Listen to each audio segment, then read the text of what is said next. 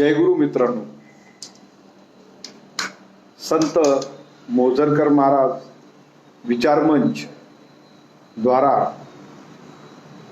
या ठिकाणी मला राष्ट्रसंतांच्या श्री गुरुदेव सेवा मंडळाची संकल्पना आणि विश्वशांती या सुंदर विषयावर बोलण्याचं भाग्य मिळत आहे. मित्रांनो, संत मोझरकर महाराजांचा माझा फार जवळचा संबंध आला होता आणि मी माझ्याकडे त्यांचा राष्ट्रसंत तुकडोजी महाराज पुण्यतिथी महोत्सवामध्ये अनेकदा प्रवचनं झाले. माझ्या घरी त्यांचा मुक्काम राहायचा आणि माझं वय त्यावेळेस लहान होतं, पण त्यांच्या बाणीचा आणि त्यांच्या प्रबोधनाचा मला त्या बालवयामध्ये अनुभव आलेला आहे. या ठिकाणी हा सुंदर असा विषय आहे की राष्ट्रसंतांच्या श्री गुरुदेव सेवा मंडळाची संकल्पना आणि विश्वशांती. मित्रांनो, मुळात राष्ट्रसंत तुकडोजी महाराजांचा जन्म 30 एप्रिल 1909 यावली सारख्या लहानशा खेड्यामध्ये झाला. राष्ट्रसंत तुकडोजी महाराज आपल्या माझी आत्मकथामध्ये आपल्या जन्माबद्दल लिहितात, तयांच्या कुळी बंडाजी ठाकूर यावलीसी घर होते त्यांचे, तयांची लक्ष्मी नाव मंजुळाबाई, भक्त हे दोघेही राहती तेथे. तयांच्या पोटी जन्म माझा झाला, कार्तिक पौर्णिमेला माध्यान्नासी. माझे जन्म नाव माणिक सांगती, परी माझी मती तैसी नाही. तुकड्या नावाने लोकी मी खेळलो, उजेडी या आलो तुकडे खाता. मित्रांनो, तुकडोजी महाराजांचं बालपण, त्यांच्या बालपणाचा जर आपण थोडा अभ्यास केला, म्हणजे गुरुदेव सेवा मंडळाच्या चळवळीबद्दल अभ्यास करताना बालमाणिकचा तपोसाधना असो की त्यानंतर त्यांनी अंधश्रद्धेच्या विरोधात केलेलं फार मोठं कार्य असो, बालपणीच अंधश्रद्धेची चीड त्यांच्यामध्ये होती. एक दिवस त्यांची आई मंजुळामाय बालमाणिकला म्हणते की माणिक, मला दुसऱ्याच्या वावरात जा लागते, एक काम करजो, आपल्या घरातले सारे देव धुवून टाकजो.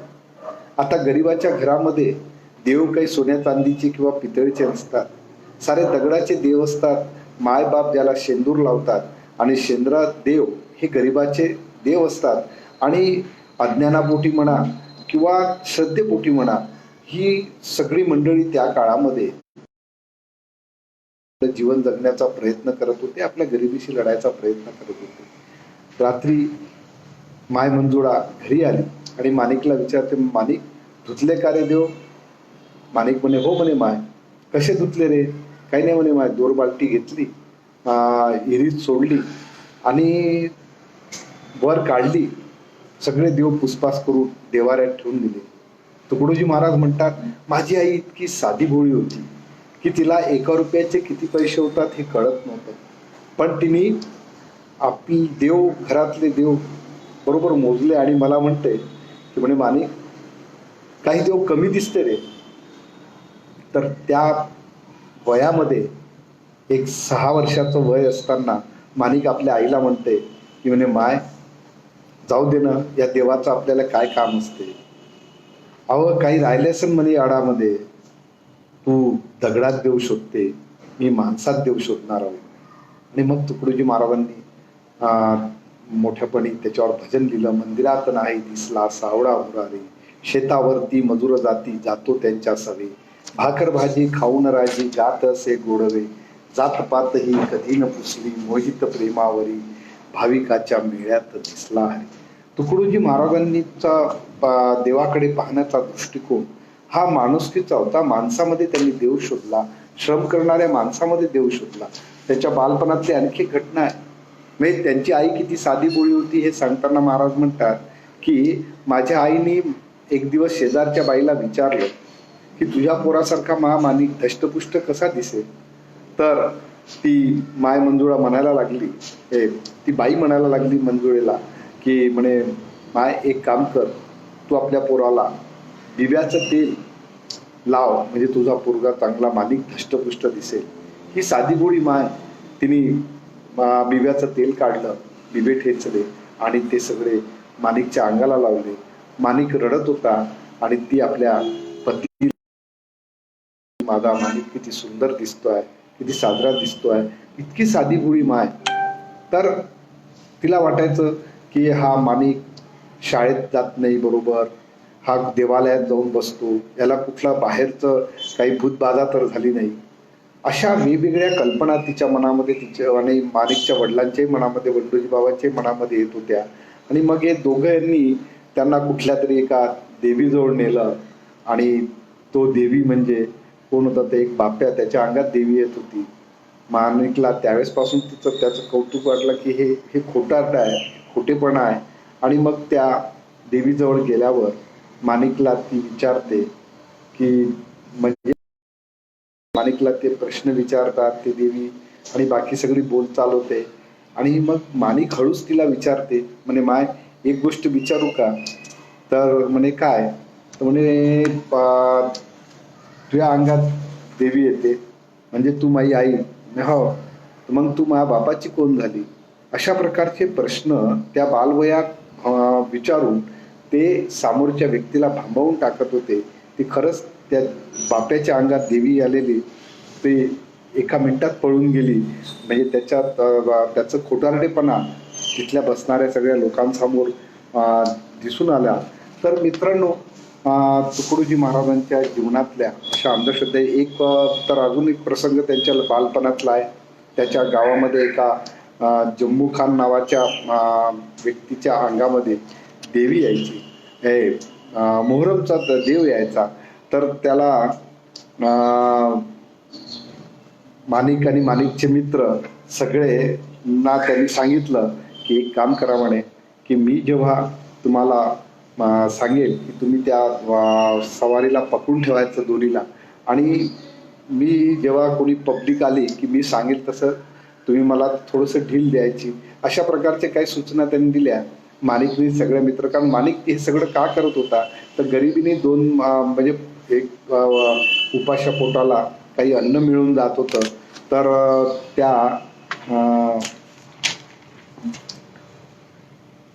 तर त्या व्यक्तीला महाराजांनी माणिकने होकार दिला. आणि तो रस्त्याने जाताना काटेरी कुंपणाजवळ सगळ्या माणिकच्या मित्रांनी आणि माणिकने त्या सवारीला त्या काट्यांवर ढकलून दिलं. आणि मग त्या व्यक्तीच्या अंगातली सवारी पार पळून गेली, त्याच्या अंगाला काटे टोचल्या गेले. म्हणजे अशा प्रकारचं बालपणापासून अंधश्रद्धेचा विरोध करणार आहे माणिक तुकड्यादास नावाने अनेक साहित्य लिहायला लागले. पण काही ठिकाणी त्यांच्या बाबतीतला जे गैरसमज आहे लोकांमध्ये की माणिक म्हणजे तुकडोजी महाराजांवर महात्मा गांधीचा प्रभाव आहे, कुठल्या महापुरुषांचा प्रभाव आहे, या विषयावरही तुकडोजी महाराजांनी स्वतः लिहिलं की मैं गांधी का नहीं शिष्य रहा, ना गांधी मेरे कभी भक्त रहे, दोनों पर प्रेम था हम दोनों में बड़ा, वो मिटा न सके कोई लाख कहे, नहीं हूँ मैं गांधी का चेला, ना लूँ किसका पक्ष, मेरा तो हरिभजनों में लक्ष्य, प्रेम मुझ पर बापू का था इसमें मुझको शक नहीं, मैं भी उनके साथ था पर मुझ पे किसी का हक नाही. मित्रांनो, हे यासाठी सांगून आलो की गुरुदेव सेवा मंडळाच्या चळवळीत काम करत असताना गुरुदेव सेवा मंडळाची भूमिका काय आहे, म्हणजे ती महाराजांना त्या संस्थेच्या निर्मिती पाठीमागचा जो काळ आहे की तुकडोजी महाराजांनी बालपणीच माणिक संप्रदाय नावाने संस्था म्हणजे आपलं काम सुरू केलं होतं, कार्याला सुरुवात केली होती. पण नंतर त्यांच्या लक्षात आलं की हा संप्रदायाचा थोडा भाग दिसतो, म्हणून मग त्यांनी त्याला आरती मंडळ नावाने त्याला नाव दिलं. आणि आरती मंडळाच्या माध्यमातून 1942च्या चळवळीमधला एकूण सहभाग त्यांचा राहिला. 1942च्या आंदोलनामध्ये आरती मंडळाचे कार्यकर्ते मोठ्या प्रमाणात सहभागी होते. गावाची गावं त्यांच्या त्या संघटनेच्या माध्यमातून चेतली. पण नंतर जेव्हा आरती मंडळ हा शब्द सुद्धा एका कुठल्या तरी संप्रदायाला किंवा अशा प्रकारचा विचार त्या नावापाठीमागे येऊ शकतो, म्हणून मग तुकडोजी महाराजांनी 1943 मध्ये श्री गुरुदेव सेवा मंडळाचे निर्मिती केली, स्थापना केली. आणि श्री गुरुदेव सेवा मंडळ, कारण महाराजांना माहीत होतं की त्यांची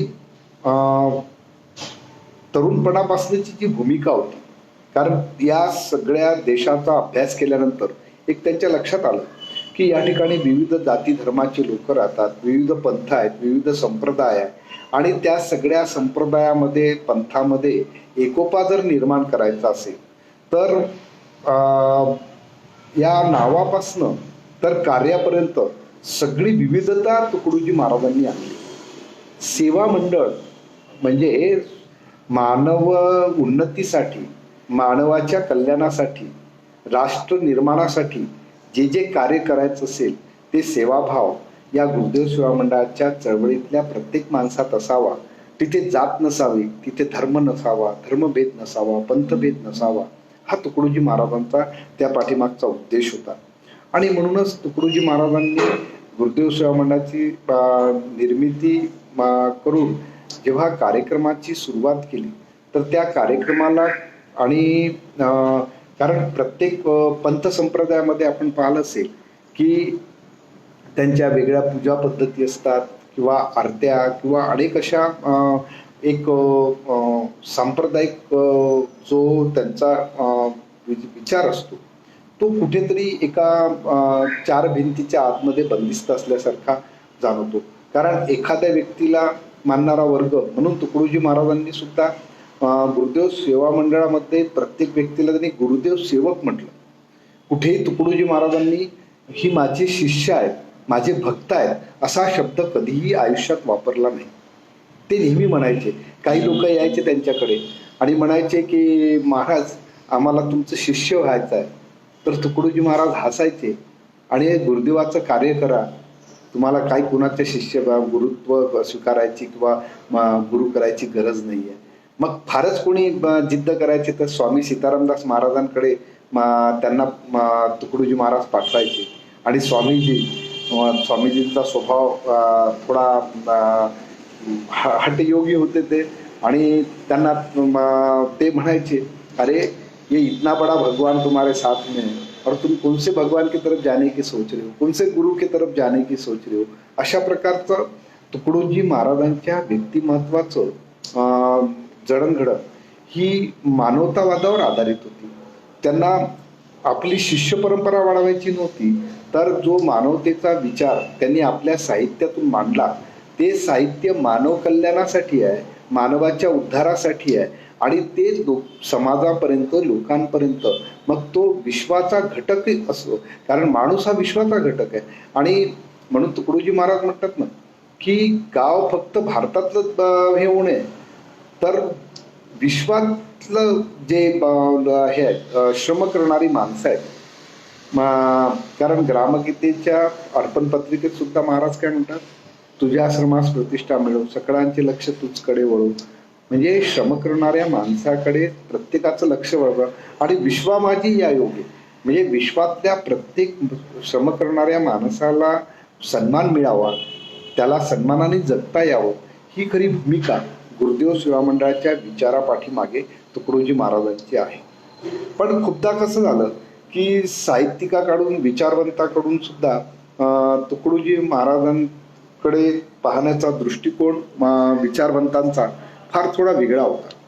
कारण विचारवंतांनी, साहित्यिकांनी त्यांच्यावर अनेकदा आघात केले, आरोप केले की त्यांना भाषा समजत नाही, संस्कृत समजत नाही, काव्यातले प्रकार समजत नाही, आणि म्हणूनच ते महाराज असं लिहितात मेरी जीवन यात्रामध्ये, मेरे ऊपर आरोप है मैं काव्य नहीं हूँ जानता, मुझको बड़ी इसकी खुशी चाहे न कोई दे मान्यता, पर लोग तो सब समझते हैं मैं जहाँ गाने लगूं, लाखों किताबें जा चुकी यही प्रेम मैं पाने लगूं, मैं शब्द की खैरात हूँ सब शब्द मेरे पास है, मुर्दे जगा दूं शब्द से होता अशुभ का रास है, मैं नहीं किससे पहचानता मुंह देखकर नहीं बोलता, सत क्या असत क्या सोच कर ही बात अपनी खोलता.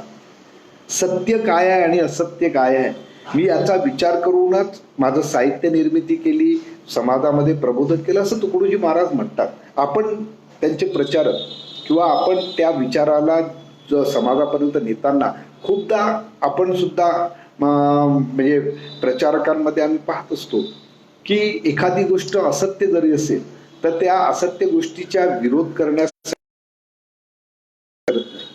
आम्ही जर गुरुदेव सेवा मंडळाचे सेवक स्वतःला म्हणतो तर आम्ही ती भूमिका तुकडोजी महाराजांची समजून घेतली पाहिजे. आम्ही गुरुदेव सेवा मंडळा पाठीमागचा त्यांचा उद्देश समजून घेतला पाहिजे. महाराजांनी साहित्य लिहिताना किंवा साहित्य प्रबोधन करताना सुद्धा तुम्हाला माहित नसेल, राष्ट्रपती भवनामध्ये तुकडोजी महाराजांचा जेव्हा कार्यक्रम पहिले राष्ट्रपती राजेंद्र बाबूंनी घेतला तेव्हा राजेंद्र बाबूंनी बाबूंची मैत्री तुकडोजी महाराजांवर होती हे जाहीर होतं. त्या कार्यक्रमामध्ये, भजनाच्या कार्यक्रमामध्ये त्यावेळेसच्या केंद्रीय मंत्रिमंडळातले अनेक मंत्री उपस्थित होते, पंडित जवाहरलाल नेहरू उपस्थित होते आणि सगळ्या म्हणजे भारताचं प्रशासन चालवणारे, भारताचं शासन चालवणारी ही सगळी मंडळी. आणि तुकडोजी महाराजांनी त्या ठिकाणी काय म्हणावं, आपण खूपदा पाहतो की आपण एखाद्या मंत्र्यांनी किंवा एखाद्या राजकीय पुढाऱ्यांनी कार्यक्रम घेतला असेल तर आपण खूप त्याची स्तुती करतो. पण तुकडोजी महाराज त्या ठिकाणी म्हणतात, बिगड़ गई शासन की रीति, साम दाम दंडन की नीति, अपना पर का देख देख कर चुके न्याय का तोल, बंदे अब तो आंखें खोल.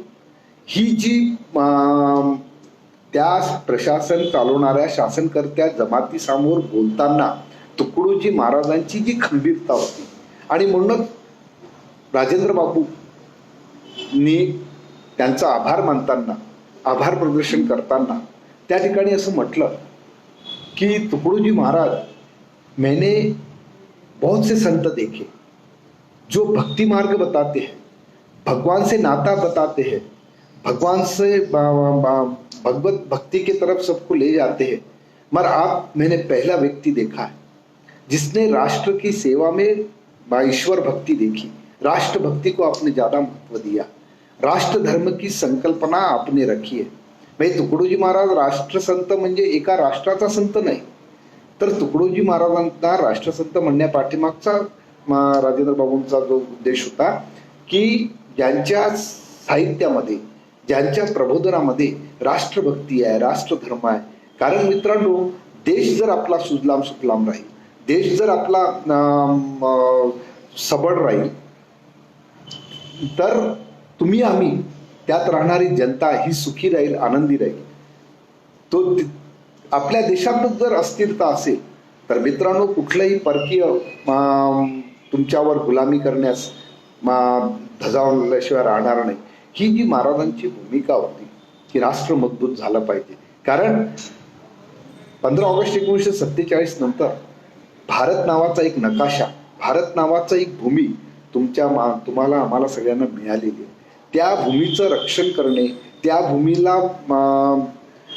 त्याच्यामध्ये प्रगत करणे, त्याची प्रगती करणे आणि इथे राहणारा प्रत्येक घटक, मानवी घटक हा सुखासमाधानाने कसे राहील, जातविरहित, धर्मविरहित. धर्मविरहित याचा अर्थ काय? धर्म माणुसकीशी म्हणते, माणुसकी न्यायावर शोधती, न्याय सर्वांच्या प्रती एकच असतो सर्वदा. आपण धर्म हिंदू, मुस्लिम, शीख, ईसाई हे धर्म नाही आहे, हे उपासना पद्धती आहे, हे जगण्याचा मार्ग आहे. तुकडोजी महाराज म्हणतात, अपनी अपनी देवता अपने घर में पूजी जाय. आपल्या सगळ्या ज्या उपासना पद्धती आहे त्या आपल्या 4 भिंतीच्या आतमध्ये असाव्यात. पण जेव्हा आम्ही आपल्या घराच्या बाहेर निघतो तेव्हा माझा देश, माझं राष्ट्र, आणि ही संकल्पना मित्रांनो अजूनही आपल्यामध्ये स्वातंत्र्याच्या 70 वर्षानंतर रुजवल्या गेली नाही, याचं दुःख तुकडोजी महाराजांना होतं. आणि म्हणूनच तुकडोजी महाराज म्हणतात, मैं कवि नहीं करुणा हूं, मैं उन दुखियों की दीन की, मैं साधु नहीं मैं साधना हूं, प्रेम की सतनेम की, ना शांति है मुझ में हूं मैं पिछड़े जनों की भावना, इंसान बनने जो चले मैं उनकी हूं शुभकामना. मित्रांनो, तुकडोजी महाराजांच्या भूमिका, त्यांच्या विचाराचे पैलू हे आपण समजून घेतले पाहिजे.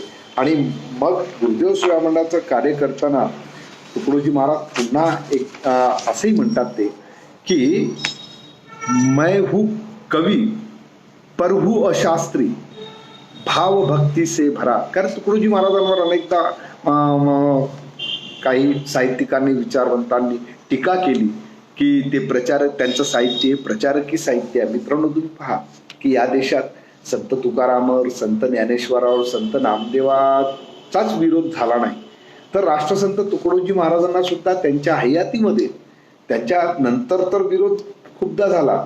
विद्यापीठ, नागपूर विद्यापीठाच्या नामकरणाच्या वेळेस सुद्धा त्यांच्या नावाला खूप विरोध झाला होता. अनेक गोष्टी जेव्हा त्यांचं साहित्य अभ्यासक्रमात लावण्याचा प्रयत्न होतो तेव्हा विरोध होतो.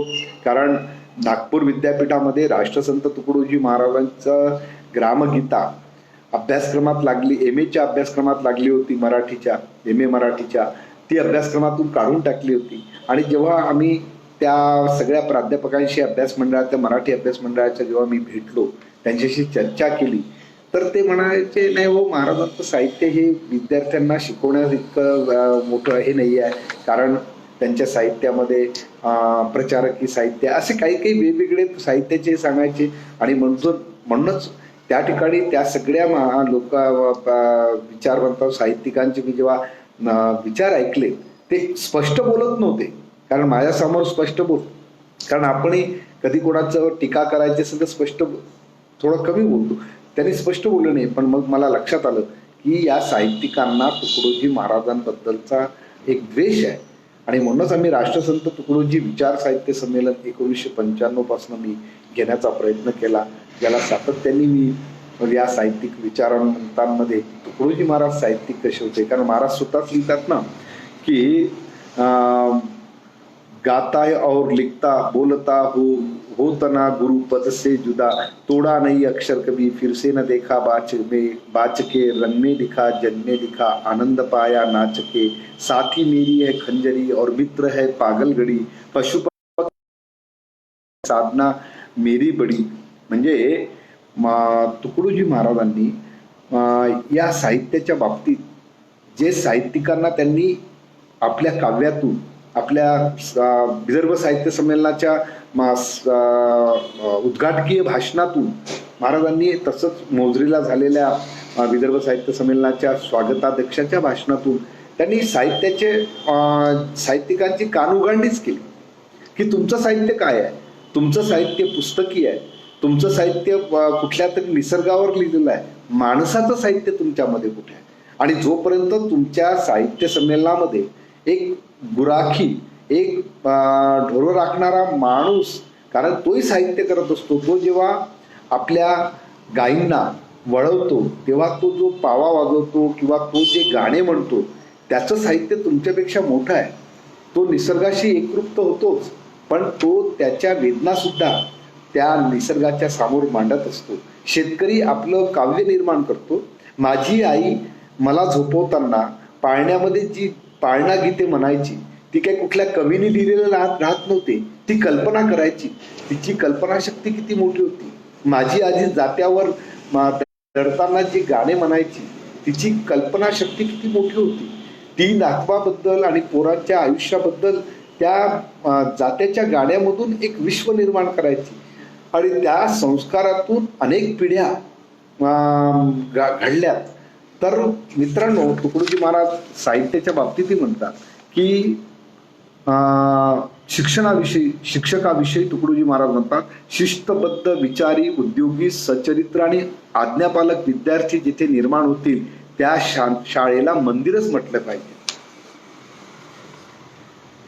म्हणजे विश्वशांती किंवा गुरुदेव सेवा मंडळाच्या चळवळीचा तुम्ही जर एक पाऊलवाट पाहिली किंवा त्या विचारसरणीचा जो ओघ पाहिला, तर लक्षात येईल की तुकडोजी महाराजांनी समाजातल्या शैक्षणिक धोरण, शिक्षणाकडे महाराजांचं फार कटाक्षाने लक्ष होतं. कारण समोरचा भारत जर घडवायचा असेल तर विद्यार्थी हा फार महत्वाचा आहे आणि शिक्षक फार महत्वाचा आहे. आणि गुरुदेव सेवा मंडळाचं ते काम आहे की आपण प्रचारकांनी फक्त ध्यान करा, प्रार्थना करा, भजन करा इथपर्यंत सांगणे म्हणजे गुरुदेव सेवा मंडळाचं कार्य नाहीये. ध्यान आणि प्रार्थना हे रोजच्या जीवनामधली उपासना पद्धती जरी असेल तरी ती उपासना पद्धती ही जगण्यासाठी आहे. ध्यान केलं आओ सभी मिल जाए के प्रभु ध्यान धरेंगे, सबका भला करो यही आवाज करेंगे.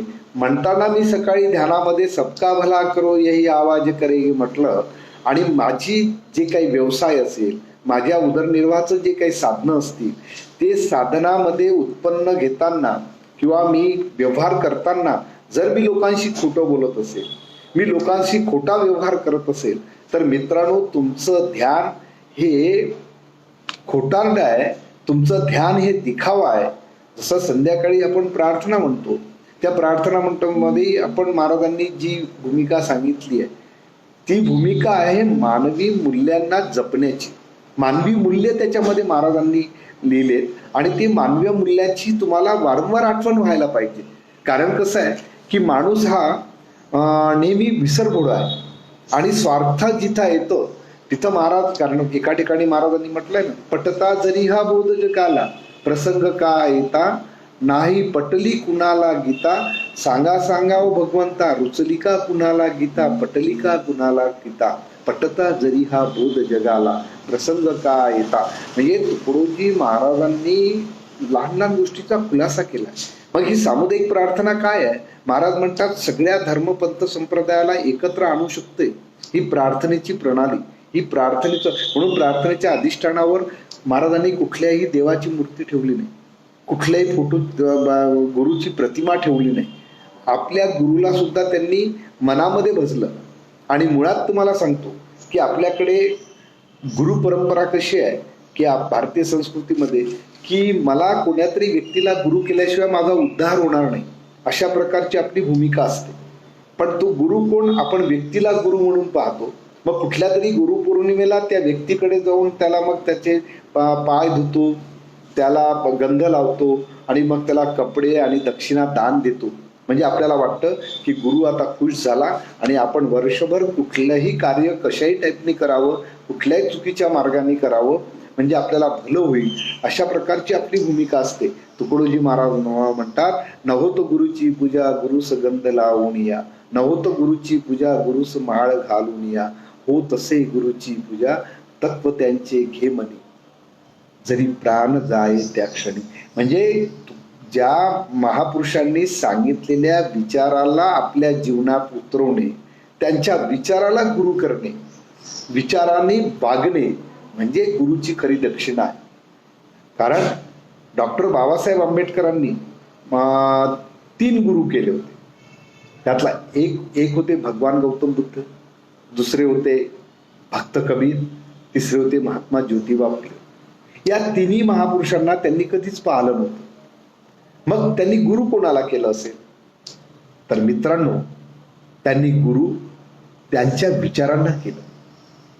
तुकडोजी महाराज म्हणतात आडकोजी बाबांच्या बाबतीत, बहिरंग बोध नाही केला, मी सवेची स्वीकारला, अहंकार होऊ नये म्हणून भजला सद्गुरु राजा. मित्रांनो, तुकडोजी महाराजांनी ना आडकोजी बाबांनी काही गुरुमंत्र दिला नाही, काही त्यांचे कान फुकले नाही, पण त्यांना अहंकार होऊ नये, मला अहंकार होऊ नये म्हणून मी त्यांना शरण गेलो. ही तुकडोजी महाराजांची जी भूमिका आहे ती भूमिका आपण समजून घेतली पाहिजे. कारण अलीकडे आम्ही पाहतो की जसं सत्यपाल महाराजांना अनेक लोक म्हणतात की ते आमचे गुरु आहे.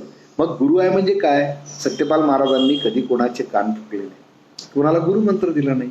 पण ही जी सगळी सप्तखंजिरी वादन करणारी मंडळी आहे ती अहंकार होऊ नये म्हणून सत्यपाल महाराजांना गुरुस्थानी म्हणतात. कारण त्यांच्या खंजरी वादनातून त्यांनी प्रेरणा घेतली, त्यांच्या खंजरी वादनातून प्रेरणा घेतली.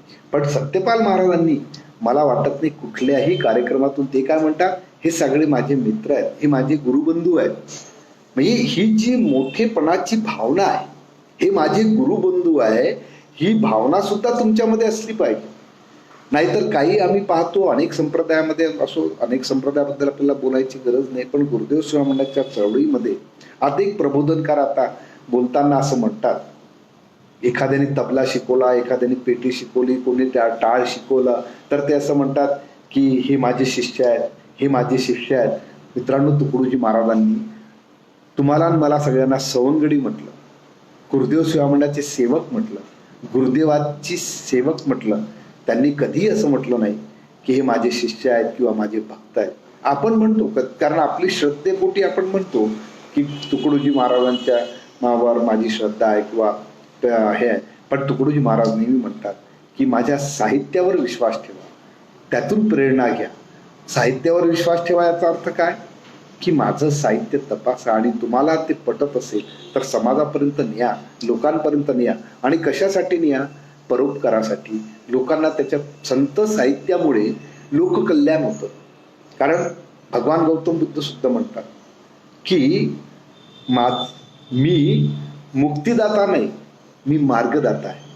तेच तुकडोजी महाराज म्हणतात की मी तुम्हाला जीवन जगण्याचा मार्ग सांगू शकतो, तुमचं गाव समृद्ध कसं होईल हे सांगू शकतो, तुमच्या घरातली मुलं संस्कारी कशी होईल हे सांगू शकतो. माझ्या ग्रामगीता लिहिण्यापाठीमागचा उद्देश काय आहे तर ग्रामगीता दुःखाशी नाचवी, ग्रामगीता मृत्यूशी हसवी. म्हणजे तुम्हाला येणाऱ्या संकटामध्ये, दुःखामध्ये एक प्रेरणा देईल, तुम्हाला जगण्याची एक ताकद देईल, दुःखावर मात करण्याची शक्ती तुम्हाला ग्रामगीतेच्या विचारातून मिळेल. आणि मृत्यूला जाताना सुद्धा तुम्ही हसत मृत्यूशी मैत्री करू शकाल, एवढी ग्रामगीतेच्या विचारामध्ये ताकद आहे. पण आपण काय करतो, अलीकडे काही लोकांनी ग्रामगीतेचे पारायण करणं सुरू केलं. महाराज म्हणतात अरे ग्रामगीता नव्हे पारायणासी, ती वाचता वाट दावी जनाशी, समूळ बदलवी जीवनाशी, मणी घेतात अर्थ तिचा, ती नव्हे फुले टाकण्यासाठी. एवढं सगळं सुद्धा महाराजांनी लिहून ठेवलं की ती जीवनाची उद्धार दृष्टी आहे, ते जीवनाची संजीवनी बुट्टी आहे. पण आपण कधी समजून घेतो का या गोष्टी? कारण आपल्याला असं वाटतं, परंपरेने आपल्याला काय झालं की आई वडिलांकडनं अनेकदा संस्कार कसे मिळाले की बेटा तू आरती कर, रात्रीचा दिवा लाव देवाजवळ, घरातलं वातावरण प्रसन्न करण्यासाठी देवाजवळ दिवा लावायचा असतो. पण प्रार्थना आणि पूजेमध्ये फरक असतो. पूजा म्हणजे कधी कधी आपण खूप मोठा रास मांडतो, फुलं सजवतो, प्रतिमेला मोठा हार टाकतो, मन प्रसन्न होतं. पण ती प्रसन्नता कुठपर्यंत टिकून असते? त्या फुलातला सुगंध, फुलं जोपर्यंत कोमेजत नाही तोपर्यंत ती प्रसन्नता टिकून असते. त्यानंतर फुलं कोमेजले की तुमचं मनही कोमेजलं जातं. पण प्रार्थना ही माणसाचं मन कोमेजू देत नाही. माणसाला नव जीवनाची प्रेरणा, काहीतरी कार्य करण्याची प्रेरणा ही प्रार्थनेमुळे मिळते. कारण प्रार्थना ही कमिटमेंट आहे, संकल्प आहे. काय आहे? हाय प्रार्थना गुरुदेव से स्वर्ग समसम मने परमार्थमय व्यवहार हो. त्या सामूर्थ फार मजेदार आहे. ना हम रहे अपने लिए, हमको सभी से गर्ज है, गुरुदेव यह आशीष दे, जो सोचने का फर्ज है. आम्ही हे म्हणतो, पण जगताना तशा जगण्याचा प्रयत्न करतो का? आम्ही पाहतो अनेकदा अनेक गोष्टीचा अन्याय समाजामध्ये आपल्यावर होतो. त्या अन्यायाच्या विरोधात प्रतिकार करण्याची शक्ती म्हणजे गुरुदेव सेवा मंडळ, अन्यायाचा प्रतिकार करण्याची ताकद म्हणजे गुरुदेव सेवा मंडळ आहे. पण आम्ही कधी समजून घेतलं का? आम्ही म्हणतो हो चीड झूठे राह की, अन्याय की अभिमान की, सेवा करण को दास की, परवा नाही हो जान की. पण मित्रांनो, जेव्हा अन्याय आपल्यावर होतो तेव्हा आपण सुद्धा इतर लोकांसारखं त्या भ्रष्टाचारामध्ये स्वतःला सामील करून घेतो. मग आपल्या कुठल्या तरी कामासाठी 2 पैसे खिशात जास्तीचे देऊन ते काम करून घेण्याचा प्रयत्न करतो. कारण आपल्याला असं वाटतं की लोकांना नाही मिळालं तरी चालेल, फक्त मला मिळालं पाहिजे. मित्रांनो, गुरुदेव सेवा मंडळाचा विचाराचा जो खरा पाईक असेल त्यांनी समूहाच्या कल्याणाचा विचार केला पाहिजे. समूहाच्या कल्याणाचा जेव्हा तुम्ही विचार करता त्या समूहामधला एक घटक तुम्ही पण असता. म्हणजे तुम्हालाही त्याचा आनंद मिळू शकतो, त्याचा न्याय मिळू शकतो. मला आठवतं की भारतातल्या हिंदुस्तान लिव्हर नावाच्या कंपनीच्या विरोधात मी नागपुरामध्ये व्यापारी संघाच्या माध्यमातून मी आंदोलन सुरू केलं होतं. तेव्हा मी अवघा 25 वर्षाचा होतो. कॉलेज सोडून मी माझ्या व्यवसायात बसायला लागलो होतो. कारण होतं की जेव्हा माझे बाबा व्यवसाय करायचे तेव्हा 1 रुपयाची साबण विकायचे, 4 आणे कमवायचे. पण मी सुद्धा ती साबण विकताना 4 आणेच कमवत होतो. मला त्याची चीड होती की इतके वर्षानंतर, माझ्या वडिलांनंतर एक 25-30 वर्षाच्या काळानंतर सुद्धा मी तेवढाच व्यवसाय करतोय आणि त्याच्यामध्ये मुनाफा मला तेवढाच ही कंपनी देते आहे, म्हणजे ही कंपनी आपल्याला लुटून आलेली आहे. मी त्यांच्या विरोधात आंदोलन सुरू केलं. मला सगळे हसत होते, माझ्या घरातली लोक हसत होते. काका लोक म्हणायचे, अरे पागल आहे का, तुझा व्यवसाय डुबून जाईल. म्हटलं नाही, तो अन्याय करतोय, त्या अन्यायाच्या विरोधात मी लढलो पाहिजे. मित्रांनो, गुरुदेव सेवा मंडळ काय आहे, गुरुदेव सामुदायिक प्रार्थनेची ताकद काय, हे तुम्हाला सांगण्याचा मी प्रयत्न करतोय. मी माझं मोठेपण सांगण्याचा प्रयत्न करत नाही. ते आंदोलन एवढं भडकलं की नागपूर शहरामध्ये हिंदुस्तान लिव्हर सारखी मोठी कंपनी, ज्याचा 90% वस्तू पॅकिंग मध्ये ज्या येतात त्या सगळ्या हिंदुस्तान लिव्हरच्या असतात. शॅम्पू असेल, साबणा असेल, वॉशिंग पावडर असेल. त्या लोकांनी नागपुरामध्ये हात ठेल्यावर चौकात उभं राहून माल विकला. मला त्या दिवशी माझं आंदोलन सक्सेस झाल्यासारखं वाटलं. त्या कंपनीचे अधिकारी मुंबईवरून नागपुरात आले.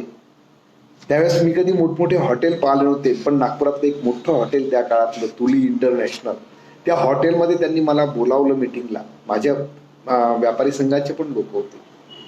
आम्ही सगळे जेव्हा बसलो, त्यांनी मला एकच प्रश्न विचारला कि आपने ये आंदोलन कैसा खड़ा किया, क्योंकि हमारे विरोध में बात करने की, हमारा विरोध करने की ताकत इसमें नहीं है. हम बलाढ्य शक्ती, कारण भारतातलंच नाही आहे, हिंदुस्तान लिव्हर हे वेगवेगळ्या देशामध्ये वेगवेगळ्या नावानी आहे. एवढी मोठी मल्टीनॅशनल कंपनी, बलाढ्य कंपनी, त्यांना मी रस्त्यावर आणलं, त्यांना मजबूर केलं.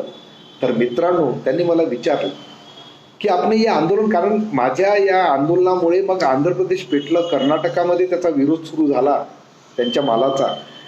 तेव्हा त्यांनी मला विचारलं, तर मी त्यांना एकच सांगितलं कि मैं राष्ट्रसंत तुकडोजी महाराज के विचारों का पाहिक हूं और हम लोग रोज प्रार्थना करते हैं और उसमें एक वाक्य है, वो चीड़ झूठे राह की, अन्याय की, अभिमान की, सेवा करण को दास की, परवा नहीं हो जाने. म्हटलं या एका वाक्याने मला प्रेरणा दिली तुमच्या विरोधात लढायसाठी. आणि मग त्या प्रेरणेमुळे काय झालं मित्रांनो, की जेव्हा जेव्हा समाजात कुठलाही अन्याय दिसतो त्यावेळेस मी लिहायला लागलो. लेखणी मी 12वी पासून लिहितोय, म्हणजे 12वी शिकत असताना तेव्हापासून मी 18-19 वर्षाचा असतानापासून मी सातत्याने लिहितो आहे. आणि मग मला वाटायला लागलं की महाराजांनी जे लिहिलेलं आहे, संत जे साहित्य लिहितात, चला संतांच्या मागे मागे, याचा अर्थ काय, चला संतांच्या मार्गे, म्हणजे संत ज्या मार्गाने गेले त्या मार्गाने आपण गेलो पाहिजे, याचा अर्थच आहे की संतांनी सांगितलेलं. आणि मी मित्रांनो तुकडोजी महाराजांच्या साहित्याचा माझ्या जीवनावर प्रयोग करत गेलो. आणि ते हिंदुस्तान लिव्हरचं प्रकरण सगळ्या नागपूर शहरातले लोक आजही आश्चर्य करतात. त्या कंपनीचे अधिकारी, त्याचा असर असा झाला की बाकीच्याही कंपन्यांवर त्याचा असर झाला. आणि मग तुकडोजी महाराजांच्या नावाची, विचाराची ताकद मला कळायला लागली. आणि मग ते साहित्य मी जगण्याचा प्रयत्न केला. मग अनेक आंदोलन मी नागपूर शहरामध्ये केले. भजन आंदोलन हे मी पहिल्यांदा आणलं की एखाद्या अन्यायाच्या विरोधात आपण भजन आंदोलन करू शकतो. लोक मोर्चे काढतात, मी म्हणालो मोर्चे काढायची गरज नाहीये. 4 लोक जायचे, भजन करायचे. त्या भजन आंदोलन नागपुरात मी अनेक वेगवेगळ्या कामासाठी केले. तर गुरुदेव सेवा मंडळाचा जो सेवक असेल त्याचं कार्य काय आहे, तर जो जो अन्याय दिसेल समाजामध्ये त्या अन्यायाच्या विरोधात त्यांनी गाव समृद्ध करण्यासाठी, मानवी समूहाला समृद्ध करण्यासाठी, समाजाच्या भल्यासाठी, लोकसमूहाच्या भल्यासाठी आपण अन्यायाचा प्रतिकार करण्याचा प्रयत्न केला पाहिजे. मी मित्रांनो, सेल टॅक्स ऑफिसमध्ये एक कायदा आलेला आहे, जो पहिले व्हॅट म्हणायची, त्याला आता जीएसटी म्हणतात. सर्वसामान्य लोकांना आता जीएसटी माहिती झालाय. त्याच्यामध्ये फार चुकीचा एक नियम आहे की त्या नियमात असं आहे की मी ज्याच्याकडनं माल आणला त्या व्यक्तीने जर टॅक्स भरला नसेल, त्यांनी माझ्याकडनं टॅक्स वसूल केला पण त्यांनी तो सरकारच्या खात्यात जमा केला नसेल, तर मला पुन्हा दुसऱ्यांदा तो टॅक्स, डबल टॅक्स भरावा लागतो. हा कायदा व्हॅटमध्ये होता, आता जीएसटी मध्ये आहे. मी त्याच्या विरोधात एकटा व्यक्ती महाराष्ट्रामध्ये लढतोय. मला जेव्हा जेव्हा अधिकाऱ्यांच्या मीटिंग होतात तेव्हा मी दिसलो नाही तर ते हळूच विचारतात, अरे रक्षकजी कुठे गेले.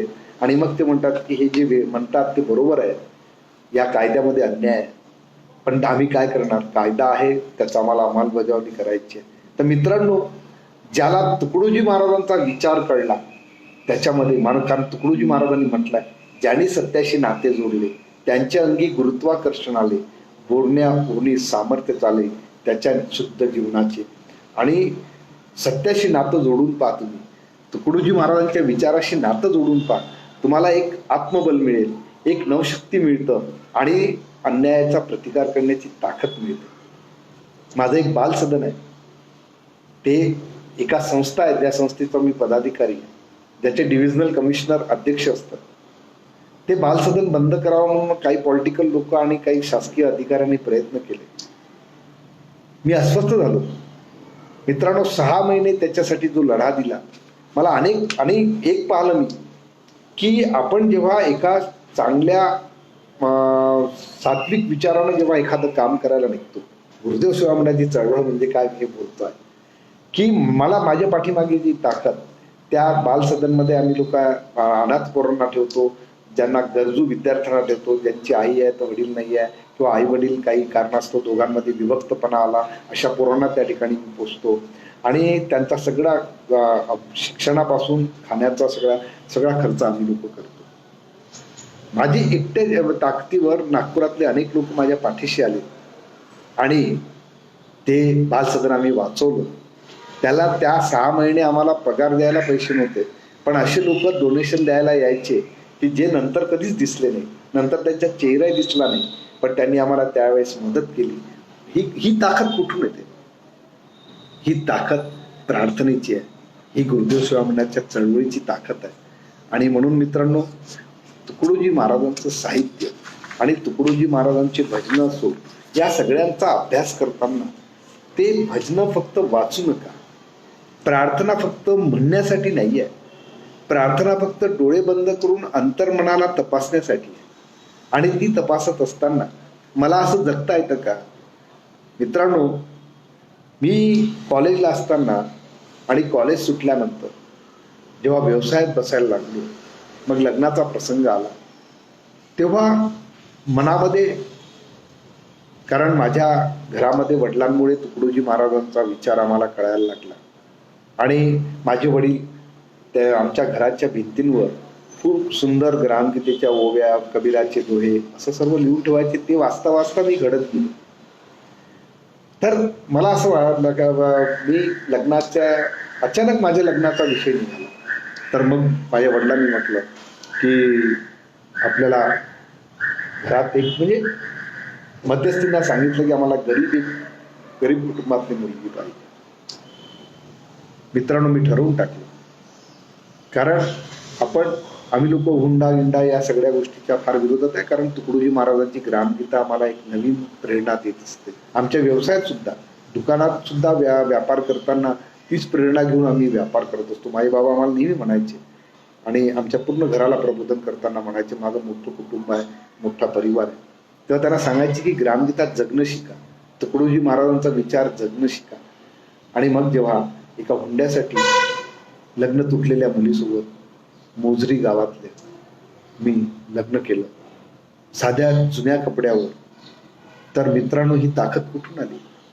ही ताकद मला ग्रामगीतेने दिली, तुकडोजी महाराजांच्या विचाराने दिली, गुरुदेव सेवा मंडळाच्या चळवळीची ही ताकद आहे की तुम्हाला. आणि किती मोठा एक परिवार आहे गुरुदेव सेवा मंडळामध्ये. आणि गुरुदेव सेवा मंडळाच्या निर्मितीचा खरा उद्देश तो आहे की जे घटक ज्यांना समाजामध्ये उपेक्षित समजल्या जातात, ते सगळे घटक एकत्र येणे आणि त्या घटकांना न्याय मिळवून देण्यासाठी धडपड करणे म्हणजे गुरुदेव सेवा मंडळाची चळवळ. त्या लोकांच्या मदतीसाठी आज कोरोनासारखा जो एक मोठा विषाणू, आणि त्यासाठी आपण गेल्या 3-4 महिन्यापासून जे त्याच्याशी लढतो आहे, पूर्ण जग लढत आहे ती वेगळी गोष्ट आहे, पण भारत जो लढतो आहे, भारत तसाही सर्वसामान्य गरीब लोकांचा देश आहे. आणि तो लढताना गुरुदेव सेवा मंडळाच्या लोकांनी आपापल्या परीने लोकांना मदत केली. पण गुरुदेव सेवा मंडळाची ताकद यावेळेस एक मोठ्या प्रमाणात दिसायला पाहिजे होती की भगव्या टोप्या घातलेली आमची तरुण पोरं ही अनेक ठिकाणी अनेक लोकांना मदत करते आहे आणि प्रसिद्धी माध्यमांनी त्याची दखल घ्यायला हवी होती. आम्ही नागपुरात प्रयत्न केले. तर मित्रांनो, सांगण्याचा उद्देश आहे की गुरुदेव सेवा मंडळ ज्या वेळेस कुठे अन्याय दिसतो, अत्याचार दिसतो, नैसर्गिक संकट दिसतं, पूरग्रस्त ना कुठे काही ठिकाणी मदत करायची असेल, अशा वेळेस धावून जाणे म्हणजे गुरुदेव सेवा मंडळाचं कार्य. आणि म्हणून तुकडोजी महाराज म्हणतात, गुरुदेव सेवा मंडळाचे कार्य ना माझे तुझे, परिवर्तनाला पाहिजे प्रभूशे आणि सर्वासजे, संदेश हा मणी घेऊन लागा चला प्राणापणा, उठा रे पुत्रा झडकरी कर सामुदायिक प्रार्थना. तुकडोजी महाराजांचं कार्य, गुरुदेव सेवा मंडळाचं कार्य हे परिवर्तनाचं कार्य आहे. परिवर्तनाचा अर्थ काय आहे? परिवर्तनाचा अर्थ असा नाही आहे की आपण आपल्या जीवनामध्ये जे चांगल्या गोष्टी असतात त्याही सोडून द्यायच्या. नाही, परिवर्तनाचा अर्थ असा आहे की निसर्गामध्ये जसं परिवर्तन होत राहतं तसं मानवी जीवनामध्ये अनेक गोष्टी, काही चालीरीती त्या काळाने येत असतात, पण काळाच्या ओघामध्ये त्या चालीरीती कालबाह्य झालेल्या असतात. अशा चालीरीतींना हातोहाती झुगारलं पाहिजे, त्या चालीरीतींना नाकारलं पाहिजे. आम्ही पाहतो की आजही तुकारामांनी त्या काळामध्ये, संत तुकाराम महाराजांनी लिहिलं होतं की नवसा कन्या पुत्री होती, कशाला करावे लागे पती. आणि आजही आम्ही पाहतो, आज भूमिकेतून आजही आमची आई बहीण तुकडोजी महाराजांच्या फोटोची पूजा करते, प्रार्थनाही करते, ध्यानही करते, त्यांचे भजनही म्हणते. पण महाराजांनी ग्रामगीतेत या अंधश्रद्धेच्या विरोधात काय लिहिलेलं आहे? महाराज म्हणतात की संत जर संतती देती तर मग या सगळ्या दिलेल्या आहेत की नवस्यांनी काही होत नाही, जसं तुकारामांनी लिहिलं तसं महाराजांनी पण लिहिलं आहे. पण आमची आई बहीण कुठल्या तरी व्रताच्या याच्यामध्ये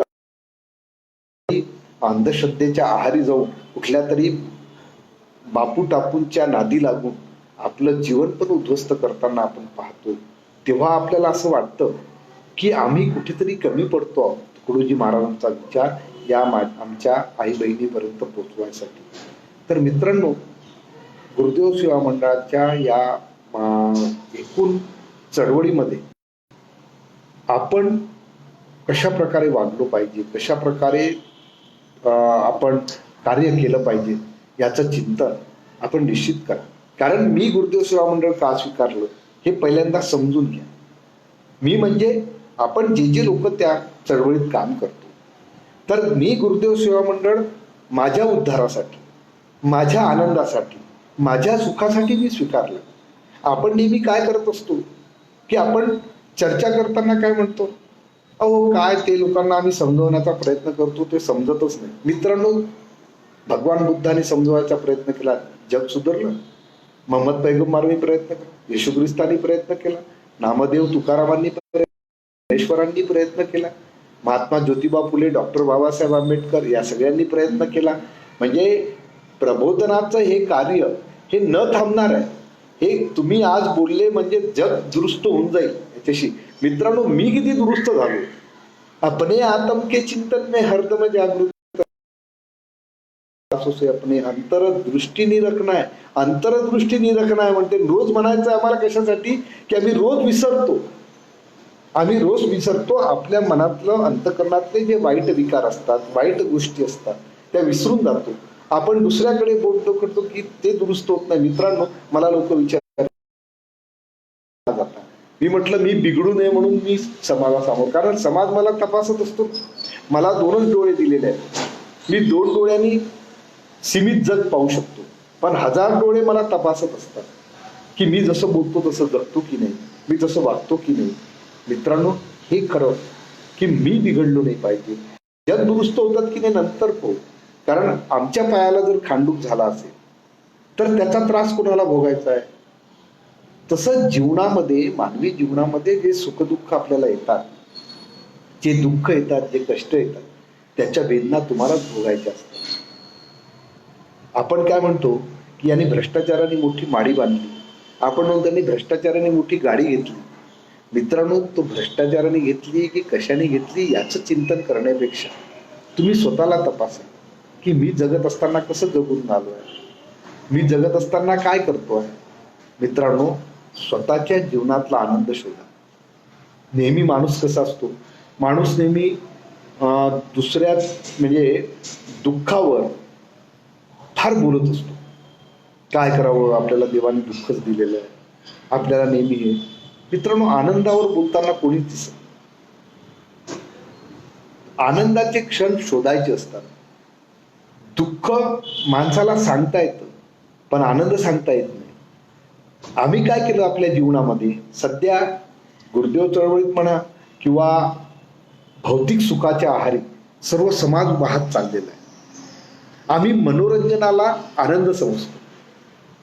तुम्ही पहा की घरामध्ये वाढदिवस आले, लग्नाचा वाढदिवस आला, व्यक्तीच्या जन्माचा वाढदिवस आला, आम्ही तिथे काय करतो, आनंद शोधतो की मनोरंजन शोधतो. मनोरंजनाला आनंद समजतो, ते क्षणिक मनोरंजन असतं. त्या ठिकाणी आपण गेट टुगेदर करतो, आजकाल ते केक कापतो आणि गंमत अशी की जो केक खायचा आहे त्या केकला एकमेकाच्या तोंडाला लावतात तरुण पोरं. म्हणजे आम्ही काय करून राहिलो, मनोरंजन करून राहिलो. लग्न हे संस्कार आहे, पण आज आमच्या संस्काराचं काय करतोय, आज आमच्या संस्काराची मजाक सुरू आहे. आम्ही संस्काराच्या तिथे नाचणे, गाणे, बँड वाजत बँडच्या तालावर नाचतो जोरजोरात. म्हणजे आपण त्या लग्नाचा सुद्धा तमाशा करायला लागलो. संस्काराचे सगळे विधी दूर असतात. नाचताना आणि त्या याच्यामध्ये नवरदेव मंडपापर्यंत येईपर्यंत 2-3 घंटे वाया घालवतो. आणि त्या स्टेजवर आल्यावर जे कोणी लग्न लावणारे असतात त्यांना म्हणतो, साहेब लवकर लावा, फार लोकांना वेळ झालेला आहे, लोकांना जेवणाची घाई आहे. म्हणजे त्याला ते कळत नाही का नाचताना. तर हे सगळं तुकडोजी महाराजांनी ग्रामगीतेत मांडलंय. गुरुदेव सेवा मंडळाच्या सेवकांनी याच्यावर फार चिंतन करण्याची गरज आहे की आम्ही मनोरंजनाला आनंद म्हणतो. मित्रांनो, गुरुदेव सेवा मंडळ किंवा तुकडोजी महाराजांची ग्रामगीता साहित्य मनोरंजन आणि आनंदातला फरक शिकवते, पूजेतला आणि प्रार्थनेतला फरक शिकवते. मनोरंजन हे एक क्षणिक असते, त्या मनोरंजना पाठीमागे दुःख राहते. पण आनंद हा अनादी काळ असतो. मी एखाद्या व्यक्तीला त्याच्या गरजेच्या वेळेस मदत केली, एखादा दुःखी आहे त्याला औषधासाठी मदत केली, तर तो आनंद त्यालाही होतो, त्याचं जीवन तर सुखी होतं. पण तुम्हाला जेव्हा एकांतात तुम्ही बसता तेव्हा तुम्हाला आत्मिक समाधान होतं की मी योग्य माणसाला मदत केली. पण मित्रांनो, जेव्हा तरुण मित्रांच्या पार्ट्यांमध्ये ते व्यसनाच्या आहारी जातात आणि व्यसनाच्या आहारी जाऊन चित्र विचित्र वागतात, त्याच्यातून भांडणं निर्माण होतात. आणि मग जेव्हा सकाळी तो उठतो, कारण आम्ही पाहतो, आम्ही जेव्हा बगीच्यामध्ये फिरायला जातो, आमचे तरुण मित्र बोलताना दिसतात, काल खूप चढली होती काय ते. म्हणजे त्याला विचारतो मग मी की खरंच तुला त्या नंतर तुला खूप आनंद वाटत होता का. नाही, सला डोकं दुखून आलं, हातपाय. म्हणजे लोक म्हणतात की हातपाय दुखासाठी मी व्यसनाधीनतेकडे वळलो. मित्रांनो, पडवळीचं व्यसन जर तुम्हाला चढलं तर त्याच्यात आनंद आहे, त्याच्यात सुखाचे दिवस आहे, त्याच्यामध्ये तुमच्या घरामध्ये प्रसन्नता वाढते, तुमच्या घरामध्ये वादविवाद मिटू शकतात. तुम्ही प्रयत्न करता की गुरुदेव सेवा मंडळाची ही चळवळ तुकडोजी महाराजांनी जी निर्माण केली, कदाचित त्याला जर एखाद्या संप्रदायाचं नाव दिलं असतं तर ती तुकडोजी बुवाच्या चेले चपाट्याची संस्था झाली असती. महाराज अनेक भाषणांमधून हे बोलायचे, अरे तुकडोजी महाराजांच्या चेल्या चपाट्याची गुरुदेव सेवा मंडळ संस्था नाहीये, मी बुवा नाही आहे म्हणे, मला बुवा बनवू नका. ही परिवर्तनाचं जे निसर्गाला मान्य आहे त्या परिवर्तनाची ही चळवळ आहे. आणि मित्रांनो, या चळवळीकडे एका मानवतेच्या दृष्टिकोनातून आपण पहा आणि ती चळवळ समाजापर्यंत नेण्याचा प्रयत्न करा. जाता जाता एवढं सांगतोय की मित्रांनो, सर्व धर्माचा समन्वय, विश्वशांतीचा उपाय, लोकसुधारणेचे विद्यालय, सामुदायिक प्रार्थना असं आम्ही म्हणतो. पण आम्ही किती वेगवेगळ्या धर्माच्या लोकांमध्ये जातो. गुरुदेव सेवा मंडळाच्या सेवकांनी चिंतन करायला की मी कधीतरी मदरस्यामध्ये जाऊन पाहतो का की मुस्लिम तरुण पोरं, विद्यार्थी त्या ठिकाणी कुराणाचा अभ्यास कसा करतात, आपण त्यांच्याकडनं जाऊन कुराण समजून घेतलं पाहिजे. बुद्ध विहारात जाऊन आपण बुद्धाची गाथा समजून घेतला पाहिजे. चर्चमध्ये जाऊन त्यांचं बायबल समजून घेतलं पाहिजे. कारण महाराजांची ती अपेक्षा होती की आम्ही सगळे माणसं आहोत. रस्त्याने जाताना आपला जेव्हा अपघात होतो, मग अपघात झाल्यानंतर जेव्हा कोणी विचारायला उचलायला येतो, आपल्याला मदत करायला येतो, मित्रांनो, आपण त्यावेळेस त्याला त्याची जात विचारत नाही, त्याचा धर्म विचारत नाही, त्याचा संप्रदाय विचारत नाही. त्याला काय म्हणतो आपण? कोणासारखा भेटला म्हणतो? त्याला म्हणतो आपण देवासारखा भेटला. मित्रांनो, ही जी देवाची भूमिका आपल्यामध्ये जर नेहमी असली की मला प्रत्येक माणसात देव दिसतो, मला प्रत्येक व्यक्तीमधल्या चांगल्या गोष्टी दिसतात, मित्रांनो, त्या ठिकाणी तुम्हाला कधी जात धर्म कळत नाही. तसाच जात धर्म रोजच्या जगण्यामध्ये माझा धर्म हा माझा जगण्याचा विषय असेल, पण माझा धर्म हा माणसामध्ये भेद निर्माण करणार नाही. कारण तुकडोजी महाराज म्हणतात, मानवता ही पंथ मेरा, इंसानियत है पक्ष मेरा, सबकी भलाई धर्म मेरा, दुविधा को हटाना वर्म मेरा, एक जात बनाना कर्म मेरा, सब साथ चलाना मर्म मेरा, नीच ऊंच हटाना गर्व मेरा, और गिरते को उठाना स्वर्ग मेरा. ही गुरुदेव सेवा मंडळाच्या विचारात खरी भूमिका आहे तुकडोजी महाराजांची. आणि त्यातून विश्वशांती निर्माण होऊ शकते असं महाराजांचं मत आहे. विश्वशांती म्हणजे काय? मित्रांनो, आपण आपलं घर प्रसन्न असेल, आपण प्रसन्न असू तर गाव प्रसन्न होईल. गावं जर प्रसन्न असतील, गावं जर एकोप्याने नांदतील तर राष्ट्र एकोप्याने नांदेल. आणि सर्व राष्ट्र जर मानवतेचा विचार करेल, कारण तुकडोजी महाराज म्हणतात ना, विश्व मानव मंथन किया हर धर्म का, हर पंथ का, हर पक्ष का, आई मेरी समझ में यही बात सुख संदेश का, विश्व मानव मित्र बनकर पास सबके आएंगे, शांती तभी वे पाएंगे, नहीं तो खत्म हो जाएंगे. मित्रांनो, आज गरज आहे जगातल्या सगळ्या लोकांनी एका शांततेने, एका विचाराने एकत्र येण्याचं. नाहीतर मित्रांनो, कुत्र्या मांजरासारखे वैसे तो जीते यहाँ कीड़े मकोड़े, होटल में खाता तू भजिए पकोड़े, कहे साधु संत कुछ कर ले भलाई, भलाई में तेरी शम्मा जलेगी, ये माटी की काया माटी में रहेगी, तेरे पीछे इंसान गिरत रहेगी. मित्रांनो, याचं चिंतन करणे म्हणजे गुरुदेव सेवा मंडळ. आज जग अशांत आहे. जगातले सगळे जे संघर्ष ते सत्ता आणि संपत्ती ते संस्थेमध्ये आहे.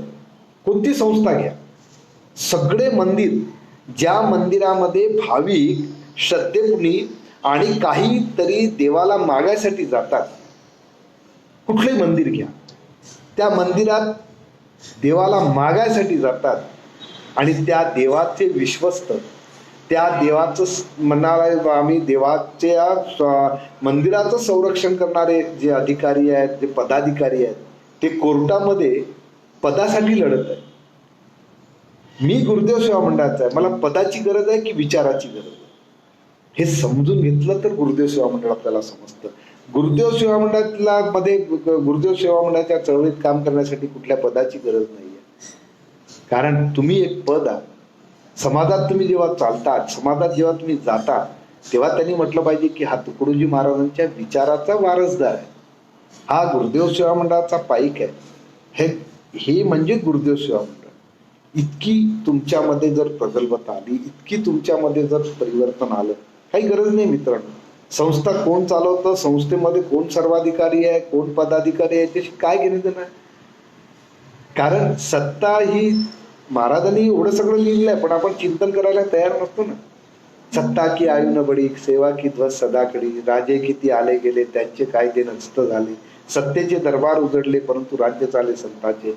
मित्रांनो, तुम्ही विचार करा, सत्ता भोगणाऱ्यांचे लोक सन्मान करतात किंवा सत्ता भोगणाऱ्यांचं कधी पुण्यतिथी जयंती साजरी होते की सेवा करणाऱ्यांची.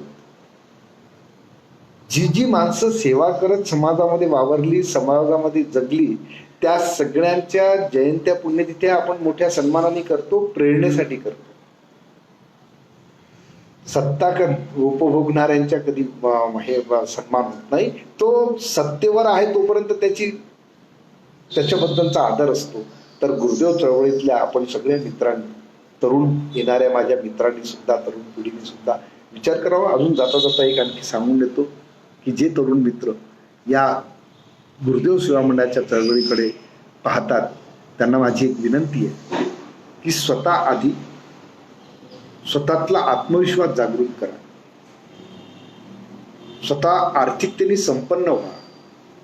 व्यवसाय असो, नोकरी असो, पहिल्यांदा उदरनिर्वाहाचं साधन निर्माण करा आणि मग आपल्या फावला वेळ या गुरुदेव चळवळीला देत जा. पुष्कळदा असं होतं की आपण मोठ्या त्यागाने किंवा विचारांनी प्रभावित होऊन आपण भरकटतो आणि मग काय करतो की एखाद्या चळवळीला वाहून घ्यायचा प्रयत्न करतो आणि वाहून घेत असताना आपण त्या चळवळीकडनं आपल्या उदरनिर्वाहाच्या साधनेचा विचार करतो, त्यातून मग घात होतो, त्यातून मग तुमची किंमत कमी होऊन जाते. तुम्ही प्रचारक म्हणून जर कोणाच्या दरवाज्यात गेले तर लोक दरवाजे बंद करतात. गुरुदेव सेवा मंडळाच्या माणसांनी, प्रचारकांनी याचा विचार केला पाहिजे की पहिल्यांदा स्वतःला सक्षम करायचं आणि मग समाजाला सक्षम करायला निघायचं. स्वतः जर तुम्ही दुर्बल असाल तर तुम्ही सक्षम समाज, दणकट समाज, चांगलं राष्ट्र तुम्ही निर्माण करू शकणार नाही. म्हणून पहिल्यांदा स्वतःला समृद्ध करा आणि तोही चांगल्या मार्गाने, चांगल्या विचाराने. मला असं वाटतं की गुरुदेव सेवा मंडळाची चळवळ ही येणाऱ्या तरुण पिढीला एक नवदिशा देईल. या कोरोनाच्या संकटामध्ये जी सगळी मंडळी आज सापडलेली आहेत, जी तरुण मुलं आपल्या व्यवसायाला सोडून, आपल्या उदरनिर्वाहाच्या साधनांना सोडून आपल्या गावाकडे परतलेली आहे लाखो लोक. कारण मी त्याचा अनुभव घेतलेला आहे. 24 दिवस नितीन सरदार आमचे मित्र, त्यांचा दीनबंधू नावाच्या संस्थेने एक सेंटर सुरू केलं होतं आम्ही वर्धा रोड नागपूरला, ज्या ठिकाणी ट्रकांमध्ये हजारो तरुण मुलं वेगवेगळ्या राज्यातून आपापल्या गावाला परतत होते. मी त्यांच्या मुलाखती घेतल्या, त्यांच्या मुलाखती, मी दिलेल्या मुलाखती वर्तमानपत्रांनी छापल्या. तेव्हा मला असं वाटलं की सगळ्या भारताचं दर्शन त्या 24 दिवसात मला दिसलं आणि इतकं विचित्र दिसलं की त्यांचा उद्याचं भविष्य काय आहे. तर मित्रांनो, संत साहित्यातून आपल्या जीवन जगण्याचा मार्ग शोधा आणि आपल्यामध्ये आत्मबल निर्माण करा. श्रमाची लाज सोडा. जे जे काम मिळतं ते काम ईश्वराचं काम आहे असं समजून त्याला न्याय द्या. मग मी असं म्हणणार नाही की तुमच्यामध्ये कुवत आहे, तुमच्यामध्ये चांगल्या गोष्टी ते आहे, वेगवेगळ्या क्षेत्रात जा, वेगवेगळ्या क्षेत्रात काम करा. गुरुदेव सेवा मंडळाचा तरुण हा वेगवेगळ्या क्षेत्रात दिसला पाहिजे आणि मग त्याला विश्वशांतीचा विचार कळेल आणि मग जगातल्या सगळ्या धर्म पंथ संप्रदायाला तो तेवढ्याच आत्मीयतेने, तेवढ्याच सन्मानाने पाहिल.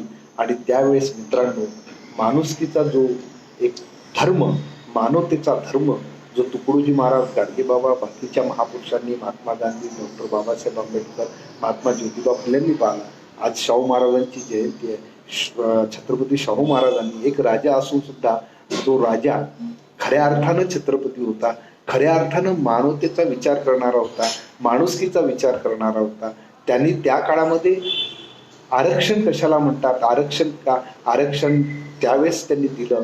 असं त्या शाहू महाराजांचं आज आपण स्मरण करूया, त्यांच्या जयंतीनिमित्त आज स्मरण करूया की असा रयतेचा राजा तुम्ही आम्ही सुद्धा होऊ शकतो. मित्रांनो, काही गरज नाही आहे. मी म्हणतो असं की बा मला जेवढं जमतं तेवढं मी समाजाला काहीतरी देऊ शकतो का, याचा प्रयत्न करणे म्हणजे गुरुदेव सेवा मंडळ आहे. आणि गुरुदेव सेवा मंडळाचा विचार तुकडोजी महाराजांनी त्यासाठी आखला. गुरुदेव सेवा मंडळाची स्थापना त्यासाठी केली.